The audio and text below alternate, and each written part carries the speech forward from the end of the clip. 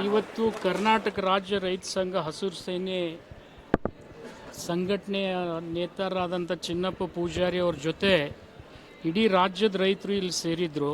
ಅವರು ವಿಶೇಷವಾಗಿ ಯಾದಗಿರಿಯವರು, ಬೆಳಗಾವದವರು ಮತ್ತು ರಾಜ್ಯದ ವಿವಿಧ ಭಾಗಗಳಿಂದ ಇವತ್ತು ಗುಲ್ಬರ್ಗಾದವರು ಎಲ್ಲರೂ ಬಂದಿದ್ದರು.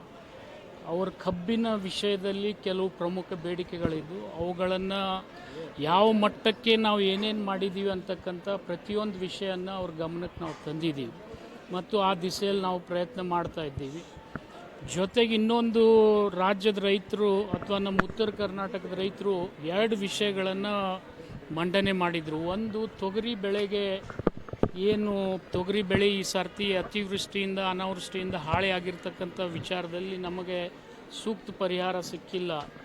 ಅದರ ಹಿನ್ನೆಲೆಯಲ್ಲಿ ನಮ್ಗೆ ಹೆಚ್ಚಿನ ಪರಿಹಾರ ಘೋಷಣೆ ಮಾಡಿ MSP ಬೆಲೆ ಏನು 7,550 ಅದಕ್ಕೆ ಸರ್ಕಾರದಿಂದನೂ ನೀವು ಹಣ ಸೇರಿಸಿಕೊಡಬೇಕು ಅಂತೇಳಿ ಅವ್ರು ಕೇಳಿದಾಗ ಅದನ್ನು ತತ್ಕ್ಷಣ ಮುಖ್ಯಮಂತ್ರಿಗಳ ಜೊತೆ ಮಾತನಾಡಿ ಒಂದು ಕ್ವಿಂಟಲ್ಗೆ 450 ರೂಪಾಯಿ ಸೇರಿಸಿ 8,000 ರೂಪಾಯಿಯನ್ನು ಘೋಷಣೆ ಮಾಡಿದ್ದೀವಿ ನಾವು ತೊಗರಿಗೆ.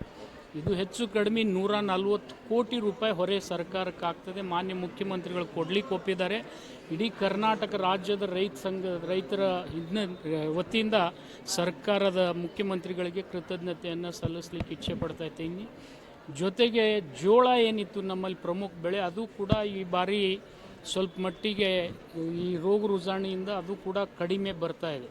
ಆದರೆ ಜೋಳಕ್ಕೆ ಕೂಡ ನಮ್ಮ ಉತ್ತರ ಕರ್ನಾಟಕದ ರೈತರು ಏನು ಮಾಡ್ಯಾರ ಅಂದರೆ 2019ರಿಂದ ಅದನ್ನು ಬೆಳೆದಂಥ ಜೋಳವನ್ನು MSP ಬೆಂಬಲ ಬೆಲೆ ಅಡಿಯಲ್ಲಿ ಸೇಲ್ ಮಾಡಿಲ್ಲ. ಈ ಜೋಳ ನಮ್ಮ ಉತ್ತರ ಕರ್ನಾಟಕದ್ದು ಅಂತ ತಿಳ್ಕೊಂಡು ಕೇವಲ 3 ಜಿಲ್ಲೆಯವರು, ರಾಯಚೂರು, ಬಳ್ಳಾರಿ, ಹೊಸಪೇಟೆ, ಈ 3 ಜಿಲ್ಲೆಯವರೇ ಹಿಂಗಾರಿ ಜೋಳ ತಂದು ಹಾಕಿ ಲಾಭ ಪಡ್ಕೊಂಡಿದ್ದಾರೆ.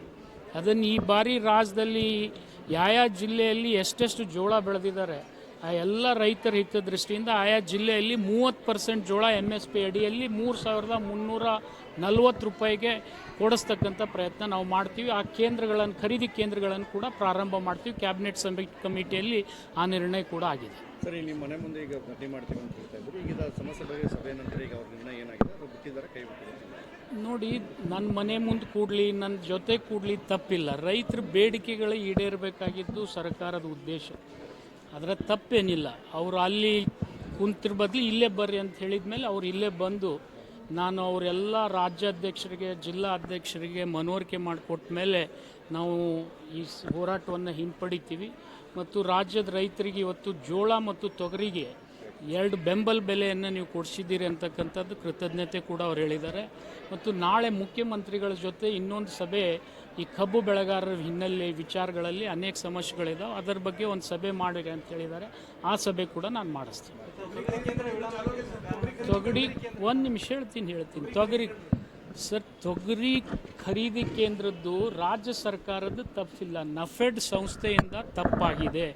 ನಫೆಡ್ ಸಂಸ್ಥೆ ಕೇಂದ್ರ ಸರ್ಕಾರದ ಆಧೀನದಲ್ಲಿರ್ತದೆ. ಅವರು ಡಾಟಾ ಪುಷ್ ಮಾಡೋದು ಡಿಲೇ ಮಾಡಿದ್ದಾರೆ. ನಮ್ಮ ಕೇಂದ್ರಗಳು ಆಲ್ರೆಡಿ ತೆಗೆದು ರೆಡಿ ಇಟ್ಕೊಂಡು ಕೂತಿದ್ದೀವಿ ನಾವು. ಅವ್ರು ಡಾಟಾ ಪುಷ್ ಮಾಡಿದರೆ ನಾಳೆನೇ ಖರೀದಿ ಪ್ರಾರಂಭ ಆಗ್ತದೆ. ಅದು ಕೂಡ ಕ್ಯಾಬಿನೆಟ್ ಸಬ್ ಕಮಿಟಿಯಲ್ಲಿ ಡಿಸ್ಕಷನ್ ಆಗಿ ನಫೆಡ್ಗೆ ಚಿಮಾರಿ ಹಾಕಿದ್ದಾರೆ. ಅವ್ರು ಆದಷ್ಟು ಲಘುನೇ ಆ ಡಾಟಾ ಪುಷ್ ಮಾಡ್ತಾರೆ, ಖರೀದಿ ಪ್ರಾರಂಭ ಆಗ್ತದೆ. ಸರ್, APMCಯಲ್ಲಿ ದಲ್ಲಾಳಿಗಳ ದುಡ್ಡು ತಗೊಳ್ತಾ ಇದ್ದಾರೆ, ಅದ್ರ ಬಗ್ಗೆನೂ ದೂರಿದೆ. ನೋಡಿ, APMCಗಳು ಇಲ್ಲಿವರೆಗೆ ಮುಚ್ಚೋಗಿದ್ದು, ಇದೇ ವರ್ಷ ನಾವು ಪ್ರಾರಂಭ ಮಾಡಿದ್ದೀವಿ. ನಮಗೆ ಕೆಲವು ಸಮಸ್ಯೆಗಳಿದಾವೆ. ನೇಮಕಾತಿ ವಿಷಯದಲ್ಲಿ APMC ಸಿಬ್ಬಂದಿಗಳ ಕೊರತೆ ಇದೆ ಮತ್ತು ಕೆಲವು APMCಗಳಲ್ಲಿ ನಮ್ಮಲ್ಲಿ ಸಿಬ್ಬಂದಿಗಳೇ ಇಲ್ಲ. ಅಂಥ ಹಿನ್ನೆಲೆಯಲ್ಲಿ ಅಲ್ಲಿ ಇಲ್ಲಿ 1, 2, 3, 4 ಇನ್ಸಿಡೆಂಟ್ ಆಗಿದ್ದು ನನ್ನ ಗಮನಕ್ಕೆ ತಂದಿದ್ದಾರೆ. ನಾನು ಖಂಡಿತ ಅವ್ರ ಮೇಲೆ ಕ್ರಮ ತಗೊಂಡು ತೂಕದ ಯಂತ್ರಗಳನ್ನು ಈಗಾಗಲೇ ನಾವು ರಾಜ್ಯ ತುಂಬ ಅಳವಡಿಸ್ತಕ್ಕಂಥ ನಿರ್ಣಯ ತೊಗೊಂಡಿದ್ದೀವಿ. ಅದಕ್ಕೆ APMCಯಿಂದನೇ ಹಣ ಕೊಟ್ಟಿದ್ದೀವಿ ಮತ್ತು ಅದು ರೈತ ಸಂಘದವರ ಆಧೀನದಲ್ಲಿನೇ ಅವು ತೂಕದ ಯಂತ್ರಗಳನ್ನು ಕೊಡ್ತಕ್ಕಂಥ ಪ್ರಯತ್ನ ನಾವು ಮಾಡ್ತಾ ಇದ್ದೀವಿ. ಸರ್, ಇನ್ನೊಂದು ಈಗ ಒಂದು ಅಮಾನ್ಯ ಘಟನೆ ನಡೆದಿದೆ ಸರ್ ವಿಜಯಪುರ ಜಿಲ್ಲೆಯಲ್ಲಿ. ವಿಜಯಪುರದಲ್ಲಿ ಗಾಂಧಿನಗರ ಅಂತ ಏನು ಬರ್ತದೆ, ಅಲ್ಲಿ 3 ಜನ ಕಾರ್ಮಿಕರ ಮೇಲೆ ಅವರ